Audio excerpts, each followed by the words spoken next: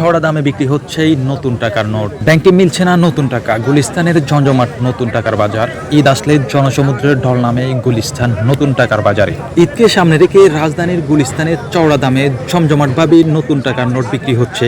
ব্যাংকে নতুন টাকার নোট না পেয়ে মানুষজন গুলিস্তানের ফুটপাতে ভিড় করছে, যেখানে 100 টাকার প্রতি বান্ডিলে 350 থেকে 400 টাকা পর্যন্ত অতিরিক্ত দাম চাওয়া হচ্ছে। 1 টাকা, 5 টাকা, 10 টাকা, 20 টাকা, 50 টাকা, 100 টাকার নোটের ব্যাপক চাহিদা রয়েছে।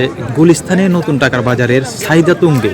ঈদের আগে নতুন টাকার নোটের ব্যাপক চাহিদা থাকায় বিক্রেতারা চড়া দামে নিচ্ছেন। 10 টাকার একটি বান্ডিলে 1000 টাকা কিনতে ক্রেতাদের অতিরিক্ত টাকা গুনতে হচ্ছে। ব্যাংকগুলোতে নতুন টাকা পাওয়া যাচ্ছে না। গুলিস্তানের ফুটপাতে মতিঝিল সহ বিভিন্ন পয়েন্টে ঈদের মৌসুমে ব্যবসায়ীদের নতুন টাকার পসরা সাজিয়ে বসেছেন।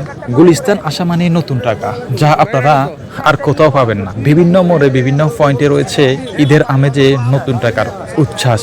জমকালো আয়োজনের মধ্য দিয়ে গুলিস্তানের মোড়ে নতুন টাকার হাট বসেছে। সাধারণ জনগণ ব্যাংকে নতুন টাকা না পেয়ে গুলিস্তানে ভিড় করতেছে, আপনারা দেখতে পাচ্ছেন।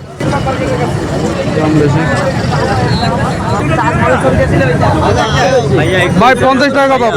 50 টাকা কত? 50 50 এটা কত? কত?